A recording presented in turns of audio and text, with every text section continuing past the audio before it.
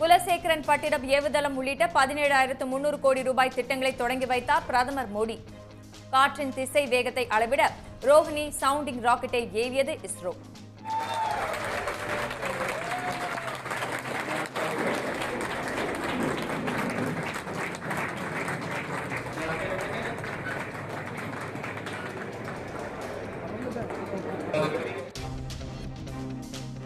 தமிழ்நாட்டு அரசியலில் இருந்து திமுக காணாமல் போகும் என பிரதமர் மோடி கடும் விமர்சனம். திமுகவுக்கு முடிவு கட்ட நினைப்பவர்களை அழிந்து போவார்கள் என அமைச்சர் சேகர் பாபு காட்டமான பதிலடி.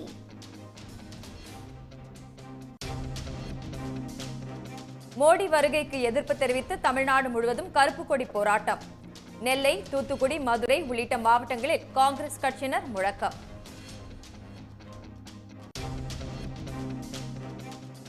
ஒன்றிய அரசை கண்டித்து ஈரோடு ஜவுளித்துறையினர் போராட்டம். 50,000 விசைத்தறிகள் நிறுத்தப்பட்டதால் பல கோடி மதிப்பிலான உற்பத்தி பாதிப்பு.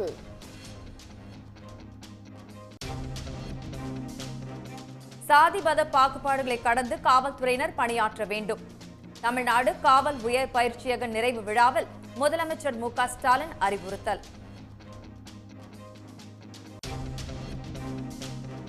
இரட்டை இலை சின்னத்திற்கு எதிராக சென்னை உயர்நீதிமன்றத்தில் புதிய வழக்கு. தேர்தல் ஆணையத்திடம் அளித்த மனு மீது நடவடிக்கை எடுக்க உத்தரவிட கோரிக்கை. நாடாளுமன்ற தேர்தலிலும் அதிமுக கூட்டணியில் தொடர்வதாக புரட்சி பாரதம் அறிவிப்பு. திருவள்ளூர் தொகுதியை ஒதுக்குமாறு கேட்டுள்ளதாக பூவை ஜெகன்மூர்த்தி பேட்டி. கோவை கோனியம்மன் கோவிலில் விமர்சையாக நடைபெற்ற தேர் திருவிழா. தண்ணீர் கொடுத்த இந்துக்களின் தாகம் தீர்த்த இஸ்லாமியர்கள்.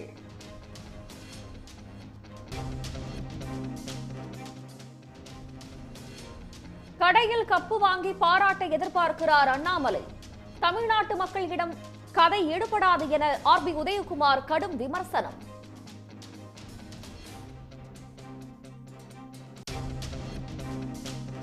அதிமுக முன்னாள் எம்எல்ஏ சத்யா பன்னீர்செல்வம் வீட்டில் லஞ்ச ஒழிப்புத்துறை தொடர்ந்து சோதனை.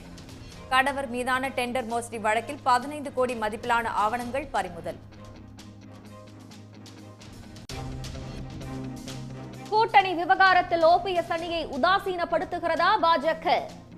மோடி கூட்டத்திற்கு அழைக்கப்படாதது பற்றி கேள்விக்கு பன்னீர்செல்வம், பன்ருட்டி ராமச்சந்திரன் மறுப்பல் பதில்.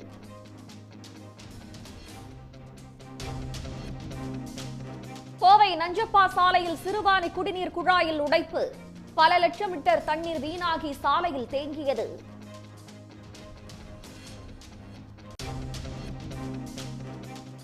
இரண்டாவது நாளாக நீடிக்கிறது அரசு ஒப்பந்ததாரர்கள் சங்கத்தின் வேலை நிறுத்த போராட்டம்.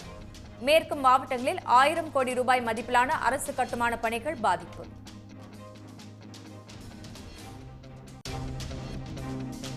நிதி முறைகேடு புகாரில் பெரியார் பல்கலைக்கழக பதிவாளர் மீது நடவடிக்கை எடுக்க தடையில்லை. பரிந்துரை மீது நடவடிக்கை எடுக்காமல் காலம் தாழ்த்தும் துணைவேந்தருக்கு உயர்நீதிமன்றம் கண்டனம்.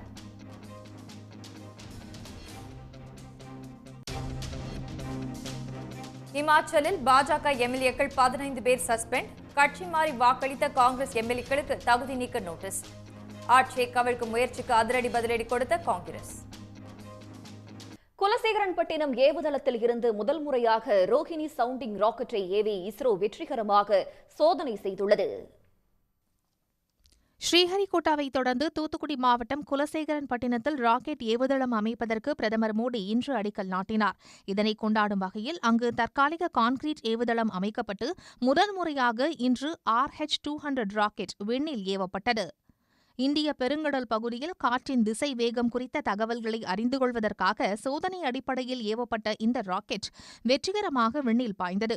200 மில்லிமீட்டர் விட்டமும் 3590 மில்லிமீட்டர் நீளமும் கொண்ட RH-200 சவுண்டிங் ராக்கெட்டின் எடை 108 கிலோவாகும். விண்ணில் சுமார் 100 கிலோமீட்டர் உயரம் வரை பயணித்த பின் இந்திய பெருங்கடலில் ராக்கெட் பாகங்கள் விழுந்துள்ளன. எதிர்காலத்தில் குலசேகரப்பட்டினத்தில் இருந்து ராக்கெட்டுகள் ஏவப்படும் போது இந்த ராக்கெட்டின் தரவுகள் பயன்படும் என எதிர்பார்க்கப்படுகிறது.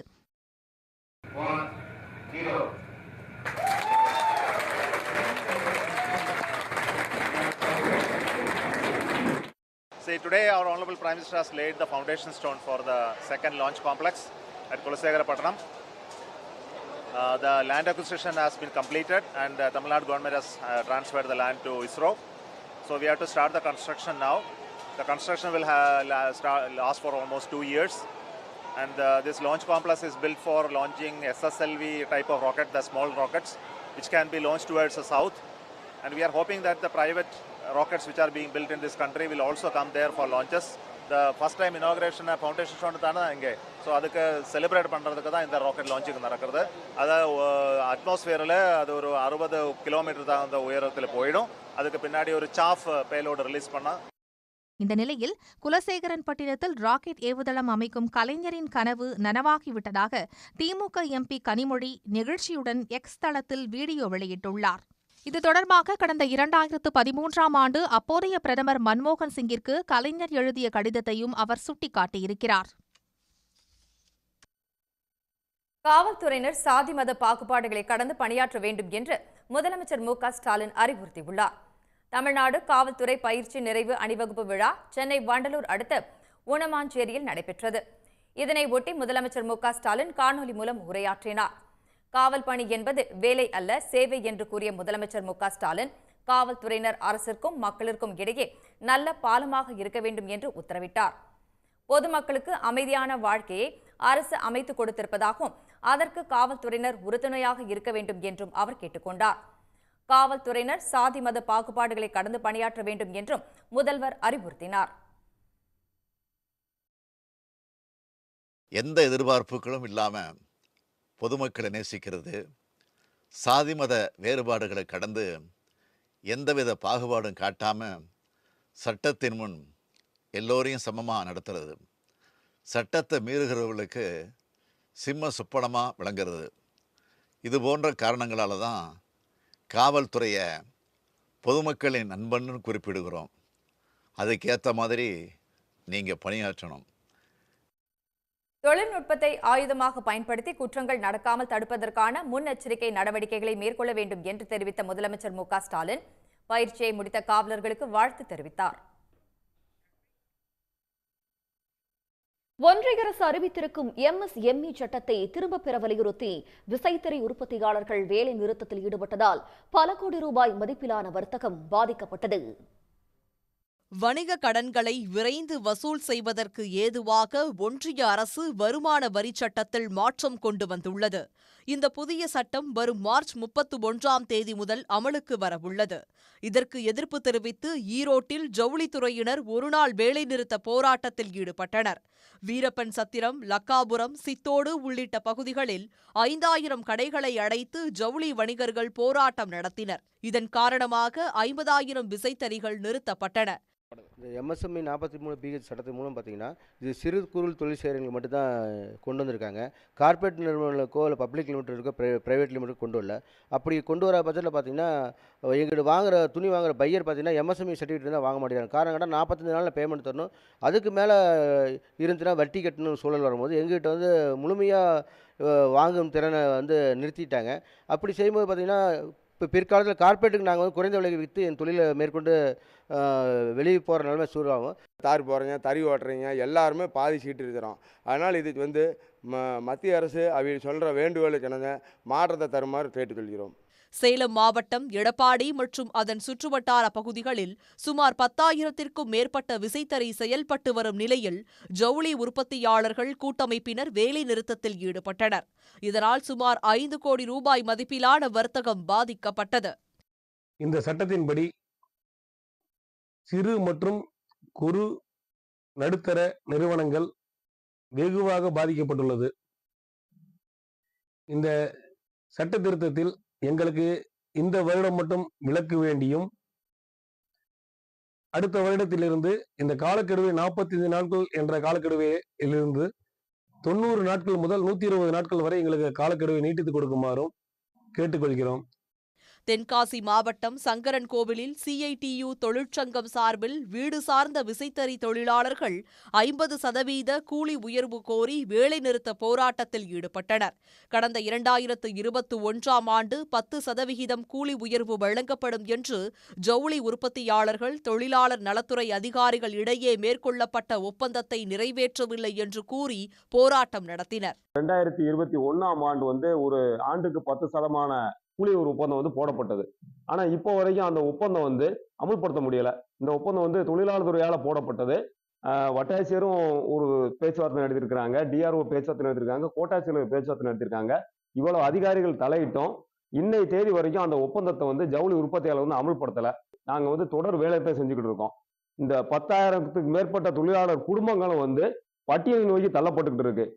MSME சட்டத்தை அமல்படுத்துவதில் காலக்கெடு கோரி நாமக்கல் மாவட்டம் ராசிபுரம் பகுதியில் விசைத்தறி உரிமையாளர்கள் உற்பத்தி நிறுத்த போராட்டத்தில் ஈடுபட்டனர்.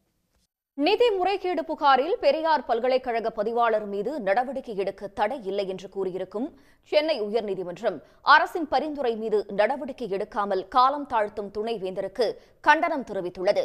நிதி முறைகேடு புகார் தொடர்பாக சேலம் பெரியார் பல்கலைக்கழக பதிவாளர் தங்கவேலுவை உடனடியாக பணியிடை நீக்கம் செய்ய வேண்டும் என துணைவேந்தர் ஜெகநாதனுக்கு தமிழ்நாடு அரசின் உயர்கல்வித்துறை பரிந்துரை செய்தது. இந்த பரிந்துரையை எதிர்த்து தங்கவேலு தொடர்ந்த வழக்கை விசாரித்த உயர்நீதிமன்ற நீதிபதி இளந்திரையன் உயர்கல்வித்துறை செயலாளரின் பரிந்துரை மீது நடவடிக்கை எடுக்காமல் அரசிடம் விளக்கம் கேட்டது ஏன் என கேள்வி எழுப்பினார். பதிவாளர் தங்கவேல் மீது அரசு நடவடிக்கை எடுக்கலாம் என அனுமதி வழங்கிய நீதிபதி மார்ச் 14ஆம் தேதி உத்தரவு பிறப்பிக்க இருப்பதாக தெரிவித்தார். கலைஞரின் நினைவிடத்தில் உள்ள சதுக்கத்திற்கு கீழே பூமிக்கு அடியில் கலைஞர் உலகம் என்ற அருங்காட்சியகம் பிரம்மாண்டமாக அமைக்கப்பட்டுள்ளது. கலைஞரின் வரலாற்று நிகழ்வுகள், பணிகள், போராட்டங்கள் மற்றும் இளமை காலம் முதல் இறுதி காலம் வரையிலான புகைப்பட களஞ்சியமாக இங்கு அலங்கரித்து வைக்கப்பட்டுள்ளன. இது பற்றிய ஒரு செய்தி தொகுப்பு.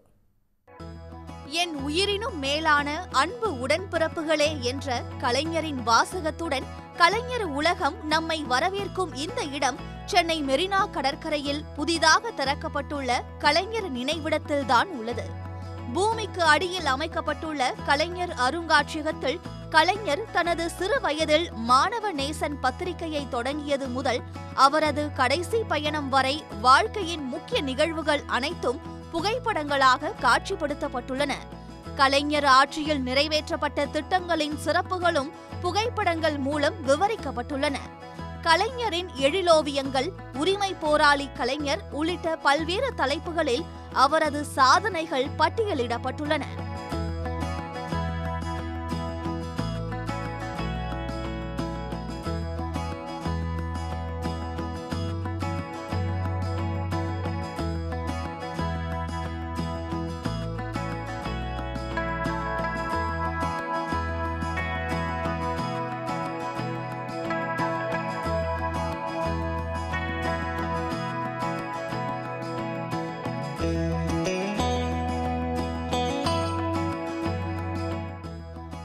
கோபாலபுரம் இல்லத்தில் கலைஞர் அமர்ந்திருக்கும் தோற்றமுள்ள இடத்தில் நின்று புகைப்படம் எடுத்தால் சில நிமிடங்களில் புகைப்படம் நமக்கு தொலைபேசி வாயிலாக கிடைக்கும் வசதி செய்யப்பட்டுள்ளது.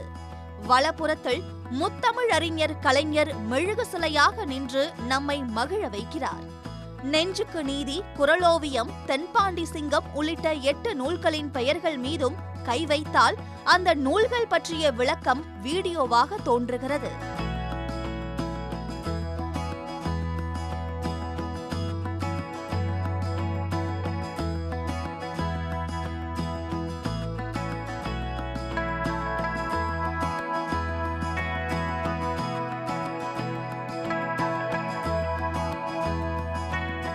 அரசியல், கலை, அறிஞர், கலைஞர் என்னும் அறைக்குள் சென்றால் ஏறத்தாழ 20 நிமிடங்கள் கலைஞரின் பிறப்பு முதல் இறுதி நாள் வரையிலான முக்கிய வரலாற்று நிகழ்வுகள் படக்காட்சிகளாக கலையும் அரசியலும் என்னும் தலைப்பில் தோன்றி வியக்க வைக்கின்றன.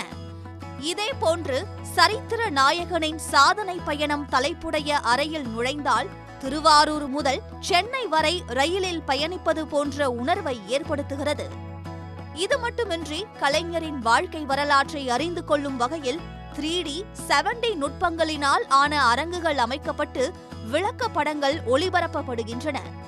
நிலவரையில் நுழைந்து கலைஞரின் வாழ்க்கை தொகுப்பை பார்த்து வெளியே வரும்போது கலைஞருடன் பேசி பழகிய உணர்வு ஏற்படும் என்றே கூறலாம். சன் செய்திகளுக்காக ஒளிப்பதிவாளர்கள் நரேந்திரன், ஆர். கார்த்தியுடன் செய்தியாளர் கண்ணன். பல்லடம் பொதுக்கூட்டத்தில் பேசிய பிரதமர் நரேந்திர மோடி முன்னாள் முதலமைச்சர் ஜெயலலிதாவின் ஆட்சியை பெருமைப்படுத்தி பேசியுள்ள நிலையில் ஜெயலலிதா முதலமைச்சராக இருந்தபோது ஊழல் நடப்பதாக மோடி விமர்சித்த வீடியோ சமூக வலைதளங்களில் பரவி வருகிறது. ஜெயலலிதா உயிரோடு இருந்தபோது ஊழல் செய்வதாக விமர்சித்த மோடி தற்போது வாக்கு வங்கிக்காக புகழாரம் சூட்டுவதாகவும் குற்றச்சாட்டு எழுந்துள்ளது. இந்த நிலையில் 2016 சட்டமன்ற தேர்தலின் போது அதிமுக ஆட்சி குறித்து மோடி பேசியதையும் அவரது தற்போதைய பேச்சையும் இப்போது பார்க்கலாம். भ्रष्टाचार ने तमिलनाडु को तबाह कर दिया है। अगर तमिलनाडु को बचाना है, तमिलनाडु के नौजवानों के भविष्य को बचाना है, तो तमिलनाडु को भ्रष्टाचार से मुक्त कराना पड़ेगा। हमारे देश में 2014 का हमने चुनाव देखा। हिंदुस्तान भ्रष्टाचार के खिलाफ खड़ा हो गया है और अब तमिलनाडु भी भ्रष्टाचार को सहन नहीं करेगा। अगर एमजीआर के बाद कोई था तो वो अम्मा जयललिता जी थी, जिन्होंने तमिलनाडु के जनहित और जन कल्याण के लिए अपना पूरा जीवन दिया। अभी कुछ समय पहले उनकी जन्म जयंती थी। आज तमिलनाडु की इस भूमि से मैं उन्हें अपनी श्रद्धांजलि देता हूं। मेरा सौभाग्य है कि मैंने काफी समय तक जयललिता जी के साथ काम किया था। मैं जानता हूं कि वो किस तरह तमिलनाडु के लोगों के साथ दिल से जुड़ी हुई थी। उन्होंने जीवन भर एमजीआर के सिद्धांतों पर चलकर तमिलनाडु के लोगों के विकास और उनके हित के लिए काम किया। கட்டுமான பொருட்களின் விலை உயர்வை கட்டுப்படுத்த கோரி மேற்கு மாவட்டங்களில் நீடிக்கும் ஒப்பந்ததாரர்களின் காலவரையற்ற வேலைநிறுத்த போராட்டத்தால் நாள் ஒன்றுக்கு 1000 கோடி ரூபாய் மதிப்பிலான அரசு கட்டுமான பணிகள் பாதிக்கப்பட்டிருக்கின்றன. கட்டுமான மூலப்பொருட்களான ஜல்லி, எம்சான், பிசான் ஆகியவற்றில் விலை கடந்த ஒரு மாதத்தில் 50 முதல் 60% வரை உயர்ந்திருப்பதால் கட்டுமான தொழில் மற்றும் அரசு ஒப்பந்த பணிகள் மேற்கொள்ளும் கட்டுமான துறையினர் பெரும் இழப்பை சந்தித்து வருகின்றனர். இதனால் விலை உயர்வை கட்டுப்படுத்த வலியுறுத்தியும் அரசின் விலை பட்டியலில் ஒப்பந்த பணிகளுக்கு விலையை உயர்த்த கோரியும் தமிழ்நாடு நெடுஞ்சாலைத்துறை ஒப்பந்ததாரர் கூட்டமைப்பினர் மாநிலம் முழுவதுமாக காலவரையற்ற வேலைநிறுத்த போராட்டத்தில் ஈடுபட்டனர். ஈரோடு மாவட்டம் விஜயமங்கலத்தில் கட்டுமான பணிகளுக்கான வாகனங்களை நிறுத்தி ஒப்பந்ததாரர்கள் போராட்டம் நடத்தினர். கடந்த ஓராண்டு காலத்தில் 3 முறை ஜல்லி விலையை ஏற்றி அரசு பணிகள் செய்ய விடாமல் தடுப்பதால் மாண்புமிகு முதலமைச்சர் அவர்களுடைய கனவு திட்டமான கிராம சாலைகள், நெடுஞ்சாலைத்துறை வேலைகள், கட்டுமான பணிகள் அனைத்தும் பாதிக்கப்படுகிறது. தனியார் துறையிலே வேலை செய்கின்ற பொறியாளர்களும் வேலை இழப்பு ஏற்படுகிறது. வருகின்ற 2024-25 ஷெட்யூல் ஆஃப் ரேட்டில் விலைப்புள்ளி உயர்த்தும் பொழுது 25% 50% மார்க்கெட் ரேட்டுக்கு ஏற்றபோல் விலையை நிர்ணயம் செய்ய வேண்டும் என்று இந்த கூட்டமைப்பின் சார்பாக கேட்டுக்கொள்கிறோம். ஜல்லி மற்றும் எம்சான் தட்டுப்பாடு இன்றி கிடைக்கவும் விலையை கட்டுப்படுத்தவும் ஒழுங்குமுறை ஆணையம் அமைக்க வேண்டும் என வலியுறுத்தினர். மக்களவைத் தேர்தலில் அதிமுகவுக்கு இரட்டை இலை சின்னம் ஒதுக்கக்கூடாது என எதிர்ப்பு தெரிவித்து சென்னை உயர்நீதிமன்றத்தில் மனு தாக்கல் செய்யப்பட்டுள்ளது. திண்டுக்கல்லைச் சேர்ந்த சூரியமூர்த்தி தாக்கல் செய்துள்ள மனுவில் அதிமுகவின் உட்கட்சி விவகாரம் மற்றும் கட்சி சட்ட திட்டங்களுக்கு விரோதமாக செயல்பட்டது தொடர்பாக தேர்தல் ஆணையத்திடம் கடந்த 2017 முதல் 2022 ஆண்டு வரை புகார்கள் அளித்ததாக குறிப்பிடப்பட்டுள்ளது. உட்கட்சி விவகாரம் உள்ளிட்ட பிரச்சினை தொடர்பாக தாக்கல் செய்திருக்கும் உரிமையியல் வழக்குகள் முடிவுக்கு வரும் வரை அதிமுகவுக்கு இரட்டை இலை சின்னம் ஒதுக்கக்கூடாது என தேர்தல் ஆணையத்திடம் அளித்த மனுவிற்கு எந்த பதிலும் கிடைக்கவில்லை என்றும் மனுதாரர் சுட்டிக்காட்டியுள்ளார். மக்களவை தேர்தல் நெருங்குவதால் அதிமுகவுக்கு இரட்டை இலை சின்னம் ஒதுக்கக்கூடாது என்ற கோரிக்கையுடன் அளித்த மனு மீது தேர்தல் ஆணையம் விசாரணை நடத்த உத்தரவிட வேண்டும் என்றும் மனுதாரர் கோரிக்கை விடுத்துள்ளார். இந்த மனு விரைவில் விசாரணைக்கு வரவுள்ளது. ஒன்றிய அரசுக்கு ஒத்துழைப்பு தராத ஆட்சி தமிழ்நாட்டில் நடந்து கொண்டிருப்பதாக குற்றம் சாட்டிய பிரதமர் மோடி தமிழ்நாட்டு அரசியலில் இருந்து திமுக காணாமல் போகும் என்று தெரிவித்துள்ளார். நெல்லை பாளையங்கோட்டை பெல் மைதானத்தில் நடைபெற்ற பாஜக பொதுக்கூட்டத்தில் பேசிய அவர், தமிழ்நாட்டு மக்கள் எதிர்காலம் பற்றிய தெளிவுடன் இருப்பதாகவும் தொழில்நுட்ப அறிவில் சிறந்து விளங்குவதாகவும் தெரிவித்தார். ஒன்றிய அரசு என்ன செய்தாலும் தமிழ்நாடு அரசு குறை சொல்வதாகவும், அதையும் மீறி தமிழ்நாடு மக்களுக்கு ஒன்றிய அரசு நன்மை செய்து வருவதாகவும் பிரதமர் மோடி கூறினார். திமுக பிரித்தாளும் சூழ்ச்சி செய்வதாக கூறிய பிரதமர் மோடி, தேர்தலுக்கு பின் திமுக காணாமல் போகும் என்றார். திமுக, காங்கிரஸ் கட்சிகள் ஆட்சி அதிகாரத்தை கைப்பற்றி சம்பாதிக்க நினைப்பதாகவும் வாரிசு அரசியலை ஊக்குவிப்பதாகவும் மோடி குற்றம் சாட்டினார். तमिलनाडु के हित के लिए भी सहयोग करने के लिए तैयार नहीं है, इसलिए तमिलनाडु के विकास की विरोधी राज्य सरकार से ऐसे विकास विरोधी राजनीतिक दल से आप सबको सतर्क रहने की जरूरत है. अब उनसे हिसाब मांगने की जरूरत है. डीएमके एक ऐसी पार्टी है जो काम तो करती नहीं, लेकिन झूठा क्रेडिट लेने के लिए आगे रहती है. ராமேஸ்வரம் கோயிலில் வழிபாடு நடத்தி ஆசிர்வாதம் பெற்ற பின்னரே அயோத்தியில் ராமர் கோயிலை திறந்ததாகவும், ஆனால் திமுக ராமர் கோயில் தொடர்பான விவாதத்தை புறக்கணித்ததாகவும் மோடி தெரிவித்தார். ஓரிரு வார்த்தைகள் தமிழில் பேசினாலும் மக்கள் புரிந்து கொள்ளும்படி முழுவதும் தமிழில் பேச முடியவில்லையே என்ற ஏக்கம் தனக்கு இருப்பதாக மோடி கூறியுள்ளார். இந்த கூட்டத்தில் ஒன்றிய இணையமைச்சர் எல் முருகன், அண்ணாமலை, நயினார் நாகேந்திரன் உள்ளிட்டோர் பங்கேற்றனர். திமுக காணாமல் போகும் என்று கூறிய பலர் காணாமல் போய்விட்டதாக பிரதமர் மோடியின் விமர்சனத்திற்கு திமுக நாடாளுமன்ற உறுப்பினர் கனிமொழி பதிலடி கொடுத்துள்ளார். சென்னை விமான நிலையத்தில் செய்தியாளர்களை சந்தித்த கனிமொழி, பிரதமர் கூறியது போல் ஒன்றிய அரசு தமிழ்நாட்டிற்கு கொண்டு வந்த திட்டங்கள் என்ன என்பது தனக்கு தெரியவில்லை என்றார். தமிழ்நாட்டிற்காக பலமுறை பிரதமரை சந்தித்து எத்தனையோ திட்டங்களை கோரிக்கையாக வைத்தும் முதலமைச்சரின் கோரிக்கைகள் நிறைவேற்றப்படவில்லை என்று குற்றம் சாட்டினார். அவங்க என்ன திட்டத்தை தமிழ்நாட்டுக்கு கொண்டு வந்திருக்காங்க அப்படின்னு எனக்கு தெரியல. இப்ப தேர்தல் வரக்கூடிய இந்த நேரத்துல சில திட்டங்களை அறிவித்திருக்கிறார்கள். நாங்க தொடர்ந்து எத்தனையோ திட்டங்களை தமிழ்நாட்டுக்காக முதலமைச்சர் அவர்கள் ஒவ்வொரு முறையும் பிரதமரை சந்திக்கும் பொழுது கோரிக்கையாக வைக்கிறார்கள். ஆனா எதையுமே இது வரைக்கும் நிறைவேற்றி கொடுத்ததில்லை.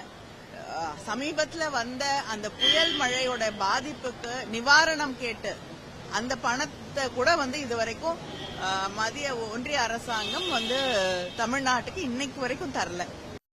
தொடர்ந்து பிரதமர் மோடியின் வீடு வழங்கும் திட்டத்தில் 3 பங்கு தொகையை தமிழ்நாடு அரசு வழங்குவதை சுட்டிக்காட்டிய கனிமொழி, ஒன்றிய அரசு இதற்கு பிரதம மந்திரி என பெயரிட்டு பெருமை தேடிக் கொள்வதாக கூறினார். திமுக காணாமல் போய்விடும் என்று கூறிய பலர் இன்று காணாமல் போய்விட்டதாகவும் கனிமொழி மறைமுகமாக பிரதமர் மோடியை விமர்சித்துள்ளார். இதை சொன்னவங்க நிறைய பேர் நானும் பார்த்திருக்கேன். அவங்களும் காணாம போயிருக்காங்க. ஆனா திமுக இருந்துட்டு தான் இருக்கு. முன்னதாக குலசேகரன்பட்டினம் ராக்கெட் ஏவுதளம் பற்றி பேசிய கனிமொழி, இத்திட்டத்திற்காக அமைச்சர்கள், நாடாளுமன்ற உறுப்பினர்கள் ஒன்றிய அரசுக்கு தொடர்ந்து அழுத்தம் கொடுத்து வந்ததாக தெரிவித்தார். இதற்கான இடத்தை துரிதமாக பெறும் பணியை மேற்கொண்டதும் தமிழ்நாடு முதலமைச்சர்தான் என்றும் கனிமொழி கூறினார். பாஜக அரசை தூக்கி எறிய 2வது சுதந்திர போருக்கு இந்தியர்கள் தயாராகிவிட்டதாக தமிழ்நாடு காங்கிரஸ் தலைவர் செல்வ பெருந்தகை தெரிவித்துள்ளார். இலங்கை கடற்படையால் தமிழ்நாடு மீனவர்கள் கைது செய்யப்படுவதை தடுக்க தவறிய ஒன்றிய பாஜக அரசை கண்டித்து காங்கிரஸ் சார்பில் சென்னை மாவட்ட ஆட்சியர் அலுவலகம் முன்பு ஆர்ப்பாட்டம் நடைபெற்றது. தமிழ்நாடு காங்கிரஸ் தலைவர் செல்வ பெருந்தகை தலைமையில் நடைபெற்ற ஆர்ப்பாட்டத்தில் ஏராளமானோர் பங்கேற்றனர். பின்னர் செய்தியாளர்களிடம் பேசிய செல்வ பெருந்தகை, பாஜக அரசை தூக்கி எறிய 2வது சுதந்திர போருக்கு இந்தியர்கள் தயாராகிவிட்டதாக தெரிவித்தார். இந்திய மக்கள் 2ஆம் சுதந்திர போரை நோக்கி சென்று கொண்டிருக்கிறார்கள். இதற்கெல்லாம் பதில் சொல்ல வேண்டிய காலம் வெகு விரைவில் இல்லை. மே மாதத்திற்கு பிறகு இந்திய திருநாடு முழு சுதந்திரம் பெற்ற திருநாடாக, அனைத்து மக்களுக்குமான இந்தியாவாக இந்தியா கூட்டணி வெற்றி பெறும் என்று. திருவள்ளூர் மாவட்டம் பொன்னேரி அருகே பழவேற்காடு ஏரியில் இறங்கி காங்கிரஸ் கட்சியினர் ஆர்ப்பாட்டம் நடத்தினர். பொன்னேரி காங்கிரஸ் எம்எல்ஏ துரை சந்திரசேகர் தலைமையில் கருப்பு கொடி ஏந்தி ஒன்றிய அரசை கண்டித்து அவர்கள் முழக்கமிட்டனர்.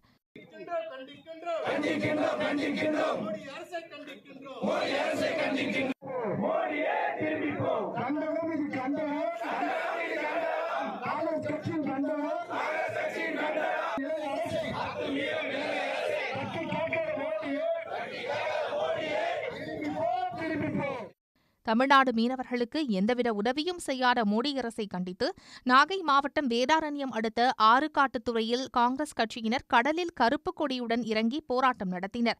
மீனவ பெருமக்கள் வாழ்வை வஞ்சிக்காதே, அழிக்க நினைக்காதே, அழிக்க நினைக்காதே, தொழிலை அழிக்க நினைக்காதே, கடல் தொழிலை அழிக்க நினைக்காதே. இதேபோன்று செங்கல்பட்டு, திண்டுக்கல், மதுரை, சேலம், ஆத்தூர் உள்ளிட்ட இடங்களிலும் காங்கிரஸ் கட்சியினர் கருப்பு கொடிகளை ஏந்தியபடி ஒன்றிய அரசுக்கு எதிராக முழக்கங்கள் எழுப்பினர். கூட்டணி விவகாரத்தில் ஓ பன்னீர்செல்வம் அணியை பாஜக உதாசீனப்படுத்துவதாக தகவல் வெளியாகியுள்ளது. ஆனால் பிரதமரின் கூட்டத்திற்கு அழைக்கப்படாதது குறித்த கேள்விக்கு பன்னீர்செல்வம் மற்றும் பண்டூட்டி ராமச்சந்திரன் ஆகிய இருவரும் மழுப்பலாக பதில் அளித்துள்ளனர். தாங்கள் கூட்டணியில் இல்லை என்பதை பாஜக அறிவித்ததா என்றும் பதில் கேள்வி எழுப்பினர். நேரடியா போய் அழைப்பு விடுக்கிறாங்க, மேடைகளை ஏத்துறாங்க. உங்களுக்கு அழைப்பு வந்ததா? உங்களுக்கு சரியான ஒரு மரியாதையை பிஜேபி கொடுக்குதுன்னு சொல்லி நீங்க நம்புறீங்களா? அதாவது இப்போ வீட்டுக்கு விருந்துக்கு அழைக்கிறோம், விருந்துக்கு அழைத்து விட்டு வீட்டில் உள்ளவர்களே சாப்பிடுவதில்லை. வீட்டில் உள்ளவர்கள் கடைசியாகத்தான் சாப்பிட வேண்டும், அதுதான் பண்பாடு. அவர்கள் விருந்தினர்களை அழைத்திருக்கிறார்கள், வீட்டில் உள்ள எங்களை அழைக்க வேண்டும் என்கின்ற அவசியம் இல்லை.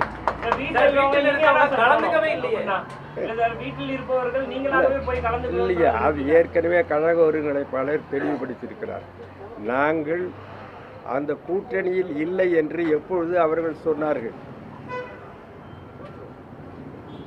தேசிய ஜனநாயக கூட்டணியிலே பாஜக கழக ஒருங்கிணைப்பாளர் ஓபிஎஸ் அவர்களும் இந்த கூட்டணியில் இல்லை என்று அவர்கள் டிக்ளேர் பண்ணியிருக்காங்களா? நம்மளும் விலகிட்டது அவரே சொல்லியிருக்கார் பல இடங்களில். அதனால தான் வீட்டுக்குள்ளவர்கள், வீட்டிற்கு உள்ளே இருக்கிறவர்கள் கடைசியாக தான் மிச்சம் மீதி இருந்தால் தான் சாப்பிடணுமே தவிர வர்றவங்களை உபசரிக்கிறது தான் முதல் கடமை. நாங்களும் பாரதிய ஜனதா கட்சி மாநில தலைவர்களும் மேல்மட்ட தலைவர்களும் தொடர்ந்து பேசிக் கொண்டிருக்கிறோம், இன்றைக்கும் பேசிக் கொண்டிருக்கிறோம். உடனுக்குடன் செய்திகளை தெரிந்து கொள்ள சன் நியூஸ் பெல் ஐகானை கிளிக் பண்ணுங்க.